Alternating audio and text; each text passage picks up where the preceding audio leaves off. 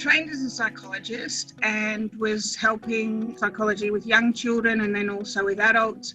Was flipping houses as a hobby, and we received a mortgage and not very good advice, and 12 months into that mortgage I decided that we were going to get divorced, or both of us decided. It's not something you can do mutually exclusive of the other person. And there was a $48,000 break fee because I had actually signed up for a 5-year fixed interest rate at 8.53%. At the same time, I was looking for a new career, and I decided that I would do broking. Didn't really understand what that meant, but I was lucky to start 13 years ago before we needed mentors and when a certificate 4 was enough in terms of the education side of it.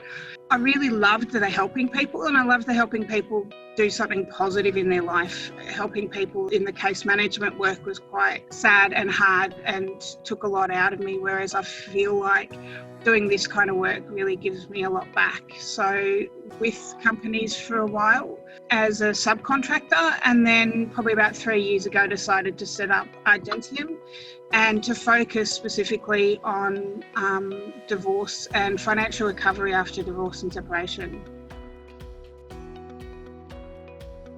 So I had been in the eternal sort of battle of I don't know if I can afford more staff, but I can't afford not to get staff. A lot of the work is time intensive and it's detail orientated, and I was doing late nights. I wasn't able to work on lead generation. The only thing that I had going for me was word of mouth and referrals and really good clients that kept coming back because they were happy.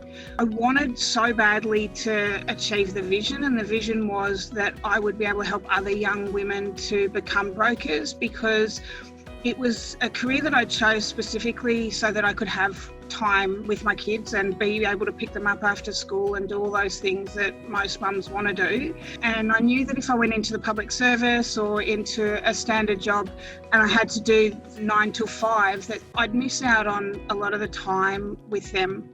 The problem is, as a broker, with the more compliance that we've been given as a result of the Royal Commission, and now what will be coming as a result of best interest duty, I wasn't actually spending much time with them anyway. I'd gotten into the job for the right reasons, but the job had kind of taken over my life. I was fortunate enough that I have an amazing EA who's also my mum, but she also, I think, deserves to retire at some point. And though we love having her, I could see it was exhausting her as well.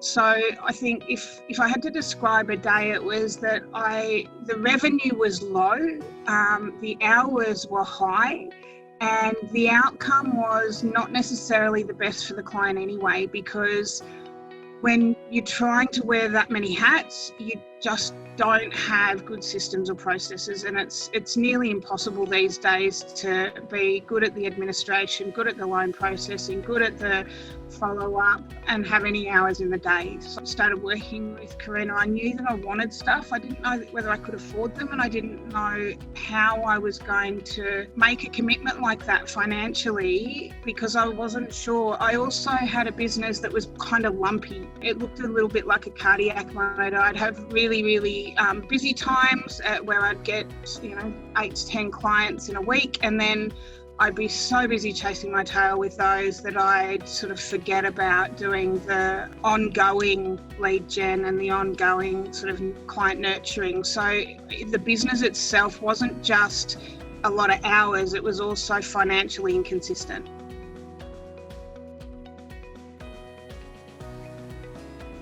I think the most important thing for me from the very beginning was that I wanted to work with an ethical company. There's a lot of misconception out there that outsourcing companies that don't necessarily treat their staff well. I was really passionate about making sure that hiring someone would make a difference to their life, not just mine. So to me, I think I took the leap of faith because you were able to help me break down the areas that I needed support with. and you were able to clearly identify what benefit my new staff member would have in terms of getting good wages comparative to others in the industry, getting good support, having a mentor program, the fact that we do the meetings every morning and that we recorded a lot of things. I'd sort of stopped myself from doing it because I thought, I don't have the processes in place, I don't have the procedures in place, I don't have, the required training in place. And I think something's got to go first, and it's just around taking that leap and going, okay, well, I'll get the staff member and they'll help me to implement those things so that the second time round won't be nearly as difficult and it's time consuming.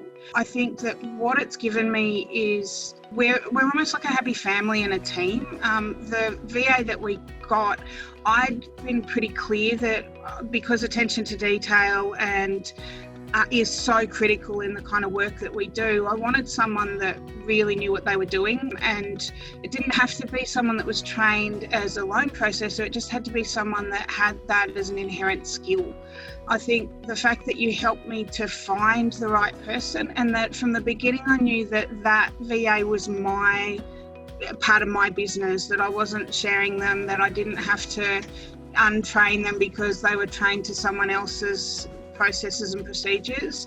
I think also because they got a couple of weeks, working with your other staff before we had to start.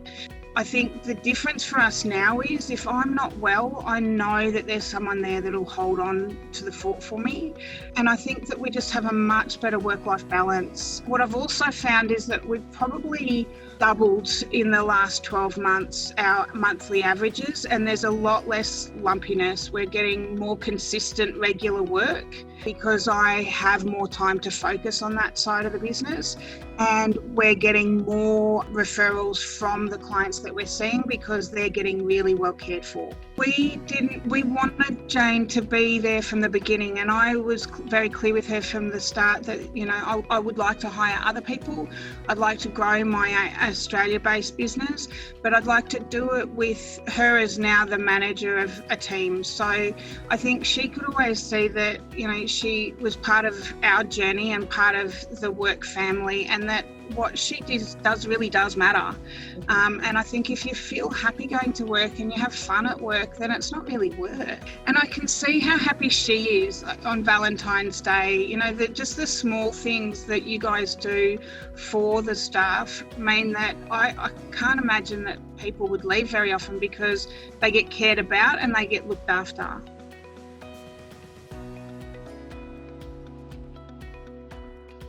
I tell them to have a conversation and to sort of basically write down all of the things that you're worried about, and then to work through them with you. Because I think if I look back, that whole, do I get the assistant before I get the money, or do I get the money before I get the assistant, it's a really eternal question in many industries. Trying to scale and grow, you just don't know how to do it.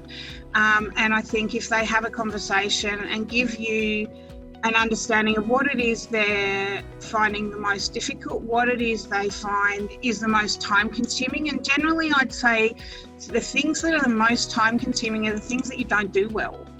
I can spend an hour quite easily going through an interview summary and totally getting all of that done, but it'll take me hours and hours to do it alone because I hate that sort of really attention to detail. So not only what takes you a long time, but also what you don't necessarily enjoy doing or you don't do well. Also, to anyone that's looking at getting a VA, maybe talk to someone that has had a successful experience and just get a better understanding of the difference it makes, because time is not the only thing that it gives you. It also gives you a much more professional perspective in that people look at it and go, okay, well, I've got 2 or 3 different people I can now talk to.